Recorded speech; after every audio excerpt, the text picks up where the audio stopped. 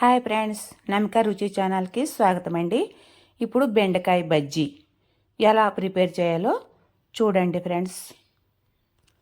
ఇప్పుడు నేనైతే హాఫ్ కిలోకి ఇంకా కొద్దిగా తక్కువ ఉన్నాయండి బెండకాయలు. అయితే అందులోకి 2 ఉల్లిపాయలు, 6 పచ్చిమిర్చి తీసుకున్నాను.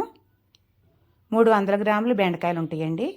దానికి చింతపండు, బెల్లము, ఉప్పు, కారం, పసుపు, దానికి కావలసిన ఇంగ్రీడియంట్స్. ఓకే ఫ్రెండ్స్, ఇప్పుడైతే బెండకాయలు కట్ చేసి నీట్గా కడిగి కట్ చేసుకుని పాన్లో వేస్తున్నానండి. ఇప్పుడు అందులోనే నేను కట్ చేసిన పచ్చిమిర్చి కూడా వేసుకోవాలి. ఉల్లిపాయలు కూడా అందులోనే వేసుకోవాలండి. ఈ ప్రాసెస్లో చేస్తే చాలా బాగుంటుంది కర్రీ. అయితే అందులోకి 1 గ్లాసు వాటర్ పోసి ముక్క సాఫ్ట్గా అయ్యే వరకు ఉడికించుకోవాలి.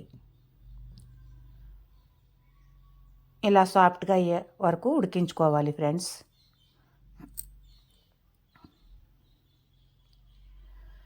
సాఫ్ట్గా అయినాక అందులో చింతపండు రసం పోసుకోవాలి.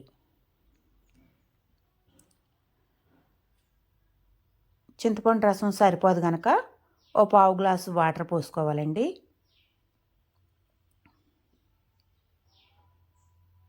నేనైతే 1/4 గ్లాసు వాటర్ పోసాను. పోసిన చింతపండు రసం కాకుండా ఇలా ఉండాలి. అందులో 1 స్పూన్, హాఫ్ స్పూన్ పసుపు వేసానండి. 1 స్పూన్ కారం వేసాను. 1 స్పూన్ సాల్ట్ వేసాను. తర్వాత రుచికి చూసుకుని రుచికి సరిపడా వేసుకోవాలండి. అందులోనే బెల్లం. మొత్తం అన్నీ ఇలా కలుపుకొని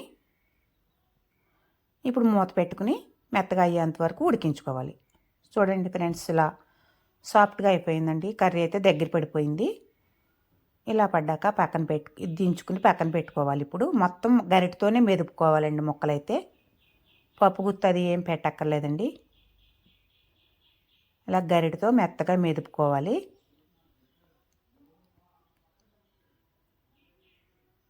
ఓకే ఫ్రెండ్స్, నా ఛానల్ నచ్చినట్లయితే సబ్స్క్రైబ్ చేయండి. మీ ఫ్రెండ్స్కు షేర్ చేయండి.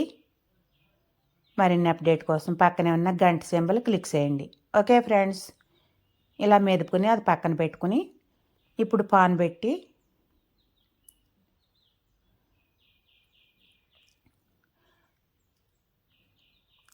ఆయిల్ వేసానండి. పాన్ పెట్టి ఆయిల్ వేసానండి. ఆయిల్ ఇప్పుడైతే దానికి కావలసినవి పచ్చెనపప్పు, మినపప్పు, జీలకర్ర, వెల్లుల్లిపాయలు, ఎండుమిరగాయలు, ఆవాలు, కరివేపాకు.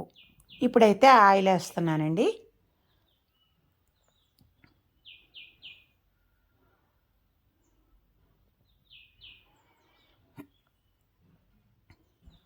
ఆయిల్ వీట్ అయ్యాక అందులోనే ఆవాలు వేసాను. ఆవాలు చిటపట్లాడాక ఈ పోపు దినుసులన్నీ అందులో వేసేసుకోవాలి. అవి బాగా వేగాక అందులో కరివేపాకు వేసుకుని కరివేపాకు కూడా ఫ్రై అయ్యాక అప్పుడు మనం మెదిపి పెట్టుకున్న బెండకాయ మిశ్రమం అందులో వేసుకోవాలి. ఓకే ఫ్రెండ్స్, గుమగుమలాడే బెండకాయ బజ్జీ రెడీ. కారం కారంగా, తీయగా, పుల్ల పుల్లగా చాలా బాగుంటుందండి. మన నోటికి ఏమి తినబుద్ధి కానప్పుడు ఇలా చేసుకుంటే చాలా బాగుంటుంది.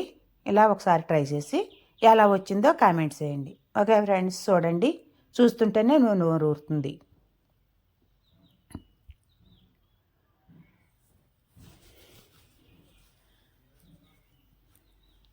ఓకే ఫ్రెండ్స్, లైక్ చేయడం మర్చిపోకండి.